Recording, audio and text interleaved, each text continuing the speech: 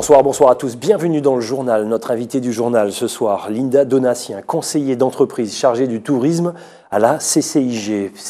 Notre invité, c'est pour vous parler du débat du Club de la Presse qui aura lieu demain au Grand Hôtel Montabo. Le thème, le tourisme en Guyane, mythe ou réalité. On en parle déjà ce soir et vous donne rendez-vous d'ores et déjà dès demain à 19 h au Grand Hôtel Montabo avec le Club de la Presse. État des lieux du tourisme en Guyane, quelles sont les filières à développer et peut-on encore parler d'une image négative de la Guyane? On va en parler ce soir avec notre invité, je rappelle, Linda Donatien, l'invité du journal. Ça sera dans 10 minutes, à tout de suite.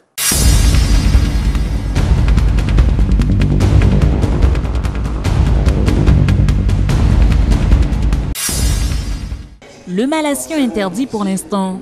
C'est par principe de précaution, nous dit Alain Tianglong, président du Conseil général, qu'il a été décidé d'arrêter la pulvérisation de ce biocide. Et c'est d'ailleurs par ce même principe de précaution que sa diffusion avait été encouragée depuis le 18 novembre 2014 dans le cadre de la politique de lutte contre le chikungunya. La médiatisation ce samedi d'une note publiée par l'Agence du cancer de l'Organisation mondiale de la santé concernant 5 pesticides classés cancérogènes probables ou possibles pour l'homme, dont fait partie le malassion, a contraint les autorités à suspendre sa pulvérisation. Je ne m'investirai d'aucune mission, en tout cas sanitaire, en termes de décision, si je n'ai pas l'avis de personnes autorisées à le faire. C'est le cas de l'OMS, c'est le cas du Haut Conseil à la santé publique, et ces avis nous étaient nécessaires. Comme ces avis sont nécessaires encore aujourd'hui. Comme je vous l'ai dit, c'est une instance de l'OMS qui a publié, en tout cas, ces analyses pour dire que le malasson serait probablement cancérogène. Donc il est important que ces éléments qui n'ont pas encore été transmis à l'État français le soient pour qu'on voit ce que disent donc les experts qui ont travaillé sur cette publication. Maintenant, à charge pour nous de prendre en compte ce qui sera dit et de tirer les conclusions de ces analyses. Une nouvelle qui réjouit Guyane Écologie Les Verts, qui n'a jamais arrêté d'alerter sur les éventuels dangers du malassion. La réaction est relativement rapide, mais c'est dommage qu'il a fallu attendre autant de temps. Et pendant cette période, on a quand même aussi, je dirais, intoxiqué la population parce qu'on a confronté la population à l'exposition de produits chimiques et on ne sait pas trop ce qui va se passer par la suite. Mais nous avons eu de cesse, Guyane Écologie, Les Verts, notre mouvement politique, mais aussi le collectif Stop Malassion en Guyane, d'alerter au plus haut niveau, le Conseil général, la préfecture, l'ARS et nous-mêmes au niveau de notre mouvement politique, au niveau des parlementaires également. Et nous n'avons pas eu vraiment les réponses que nous attendions à cette époque-là. Le moyen de lutte contre le moustique tique vecteur du chikungunya, choisi par le ministère de la Santé, la préfecture, l'ARS et le Conseil général, est très controversé ici. Le malassion n'était qu'un moyen complémentaire de lutter contre les moustiques adultes. La priorité, ça reste la prévention et donc l'épidémie n'est pas finie en Guyane. C'est important de dire à chacun que le moustique qu'il transmet est élevé par l'homme, il ne s'éloigne pas plus de 100 mètres des maisons et que la première prévention, c'est d'éliminer tout ce qui peut permettre au moustique de pondre dans son environnement proche chez soi. Nous sommes au contact du chikungunya depuis décembre 2013. Nous sommes à 14 000 cas. Nous avons pu éviter un impact sanitaire majeur avec un nombre de décès qui reste très limité. Il y a quand même eu 300 à 400 personnes hospitalisées. Certaines d'entre elles vont en connaître des invalidités chroniques de longue durée. Je pense que la priorité, c'est d'abord la protection de la santé humaine. Et donc, tous les moyens ont été déployés et continueront de l'être pour lutter contre le chikungunya. L'Agence du cancer de l'Organisation mondiale de la santé évoque parmi les risques des cancers du sang, de la prostate, des dégâts chroniques et des perturbations hormonales. L'étude n'a pas encore été présentée au gouvernement. Aujourd'hui, tous parlent de réévaluer les risques.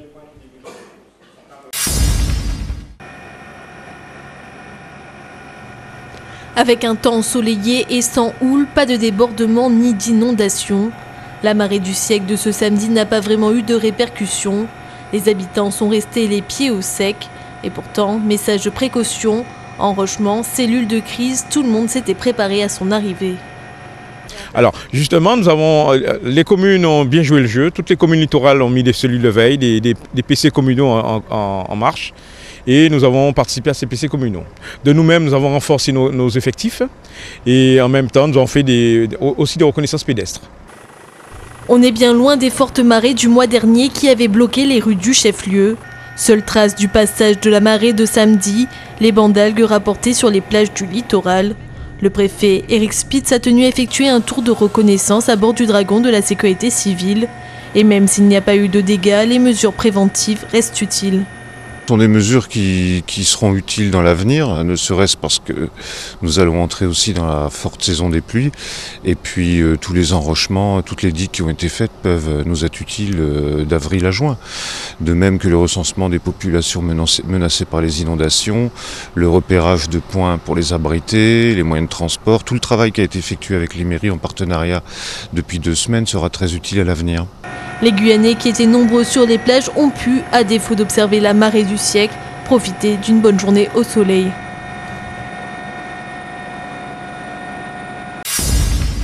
Ce matin, les employés du centre académique de scolarisation pour enfants étaient en débrayage. Ils ont cessé toute activité durant une matinée. Ils dénoncent les conditions d'insécurité sur leur lieu de travail. Leur locaux est la cible récurrente d'actes de vandalisme dont le dernier s'est produit la semaine dernière. Il faut savoir que là on a une action pour scolariser, pour aider les enfants à être scolarisés, donc collège, lycée. Et ce qui est malheureux, c'est que c'est pour aider les familles que nous travaillons.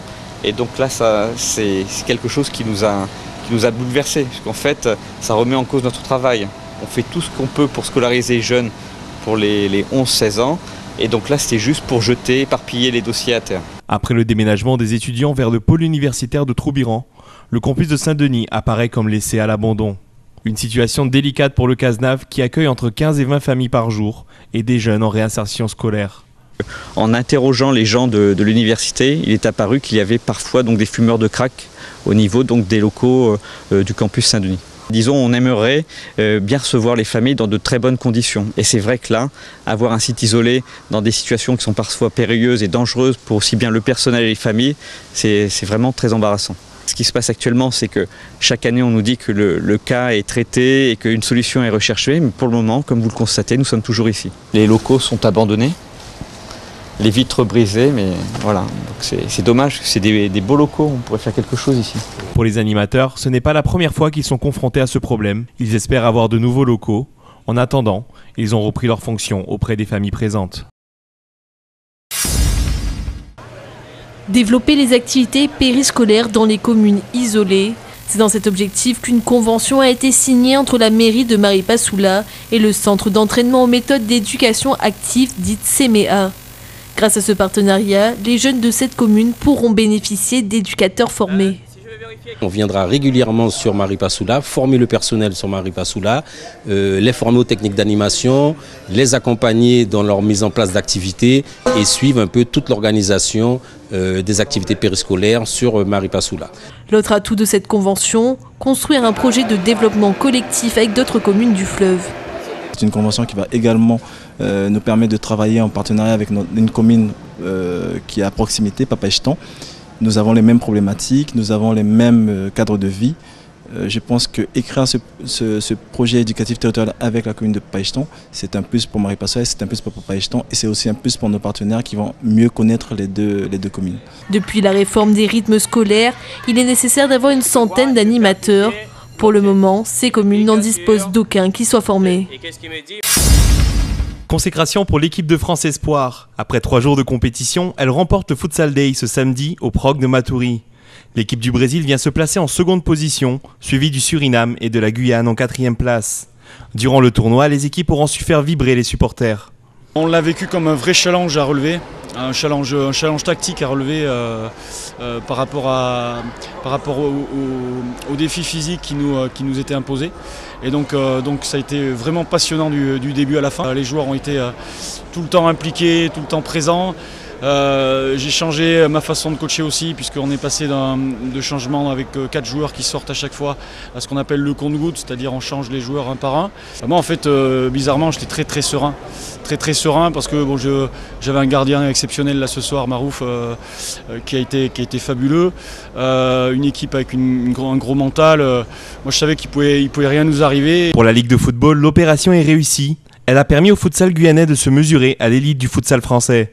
Plus qu'une compétition, cet événement a permis d'œuvrer pour le développement de la discipline sur le territoire, en termes de formation et de détection de joueurs prometteurs. C'était aussi, avec la venue de l'équipe de France, proposer un autre style et proposer véritablement une équipe ayant une culture du futsal au public par rapport au championnat régional que nous avons l'habitude de voir. Non seulement au public, mais proposer également à nos pratiquants. Les matchs avec pour objectif cela. Et puis, l'opération de formation avait également pour objectif de nous faire passer un cap. Lorsque le sélectionneur de l'équipe de France de futsal était venu, il a certifié une dizaine, voire une quinzaine de personnes. Donc ces gens-là seront véritablement des ambassadeurs pour développer la conception du futsal en Guyane. Cette promotion pour le futsal en Guyane a tenu toutes ses promesses. Rendez-vous l'année prochaine pour une nouvelle édition.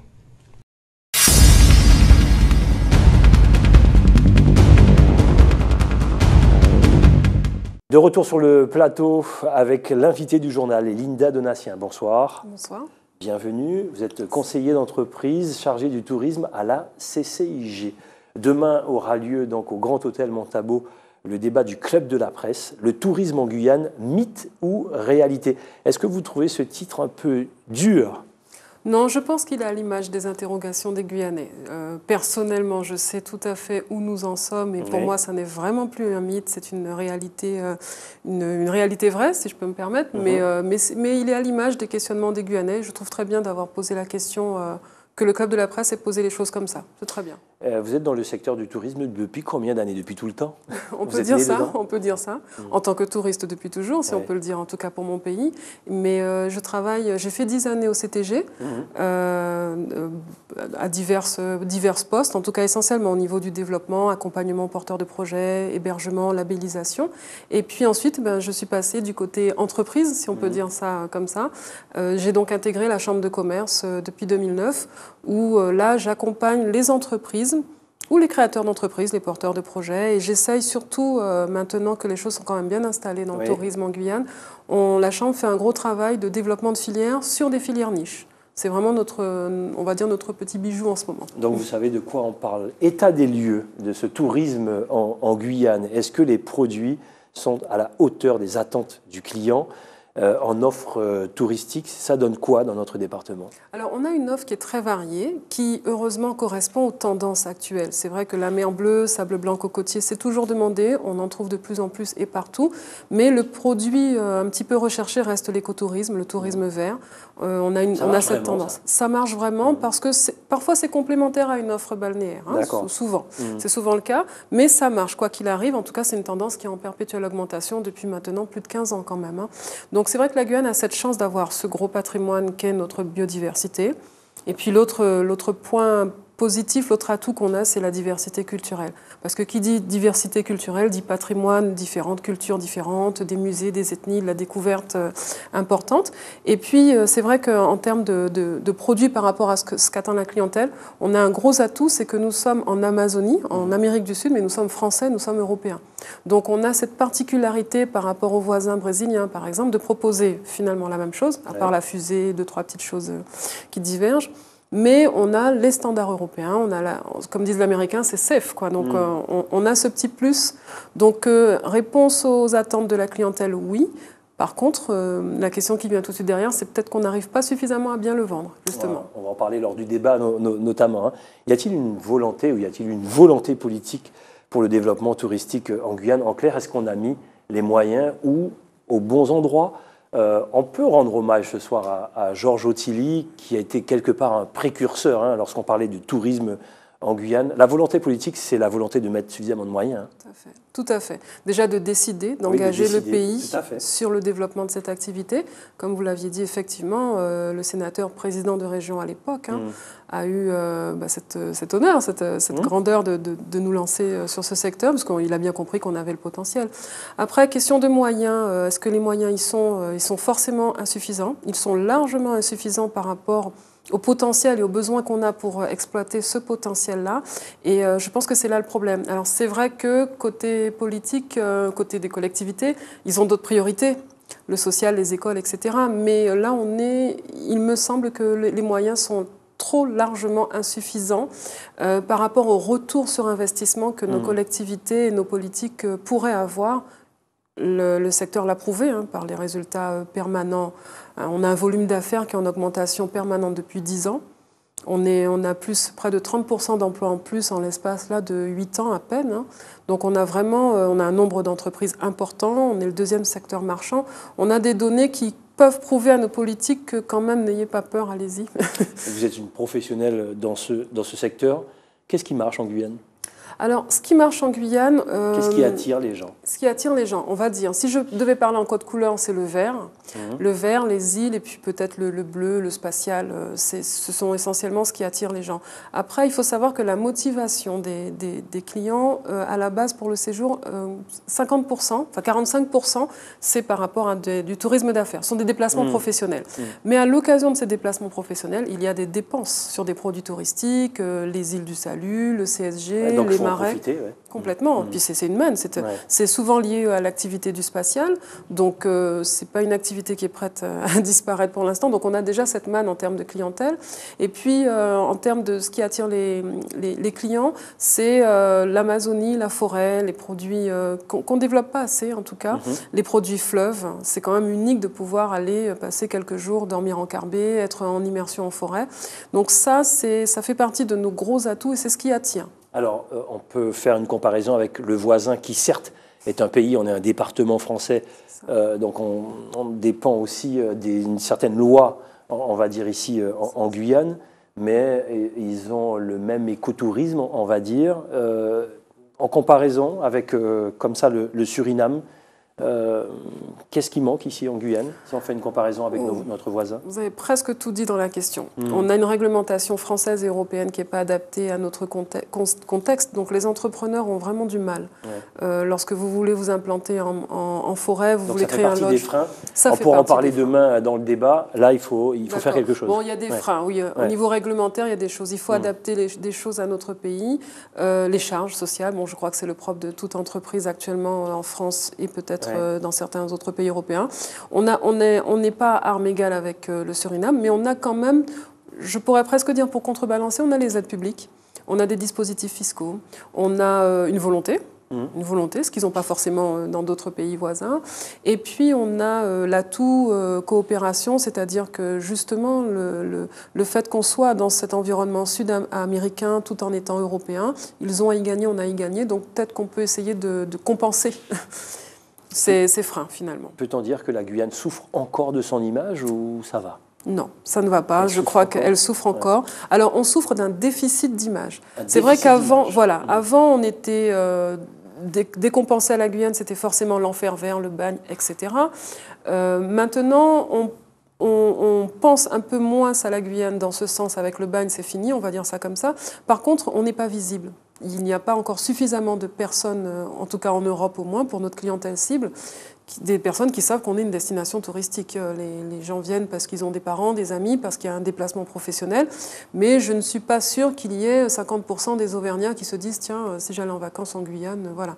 Donc, on a un déficit d'image. On va prendre un exemple concret. Lorsque, des fois, ça nous arrive de regarder le journal, que l'on diffuse d'ailleurs sur ATG, le journal de TF1, donc dans l'Hexagone, où juste après le journal, collé derrière le journal, on a quand même des pubs sur les îles de la Guadeloupe, ce qui donne tout de suite envie. On connaît donc le potentiel médiamétrie du journal de TF1, combien de millions de Français qui regardent le journal de TF1. Lorsqu'on voit ça, ça donne peut-être envie.